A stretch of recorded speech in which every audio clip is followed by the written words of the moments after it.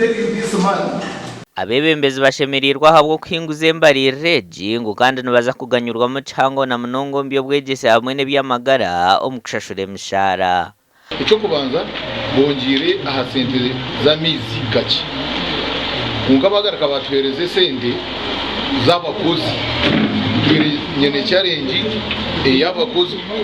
ako batutugera weji ninge mishara yabo abamwe batwira uno barwana na za areas so nabwo echo weji yo bajongire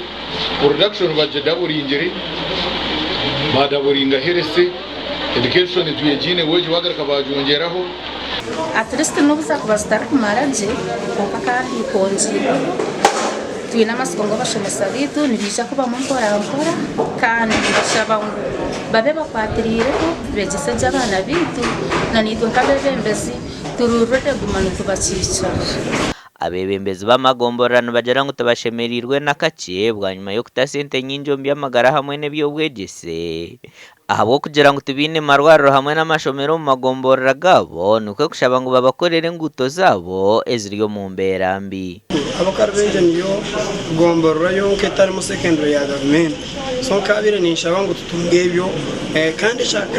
nkabire nyene ngo tutungirwa rukujom budgetage abo kuba rubenje ni bwo mwanya gure hare munongani ya Stenega agent burere abo kuba kurugara benje kuzaburere ni hatwarwe mitware ena okurugara benje kuzengaje ari center 3 nayo ni mitware ena beno iti budget habwa isinde nyinjo kuza uburyo bwegese na n'eby'amashuri n'ebyo bwegese amwe na n'eby'amagara kabwa cyari center 3 iri mu kondwa yo nabura n'abagenaganyirwa mu nunga transitional development fund iba kwemba tuhereza kuombeka mukakuombeka offices in administration block itu ine tutobana yo tubatwireze sinjona nishobora kanso kugira ngo sente zo hati miliyoni igana tuzihera DDEG ejana conditional yo kubasa ya kuenene tuyamba ko mukuraninga district konga tukubasa kugumaho twine offices kanso tujine tukiciro mu ya NRM mu house jo kariba tukatayisa abagenyi bageragamo abantu uku ngwabo kubone ya yero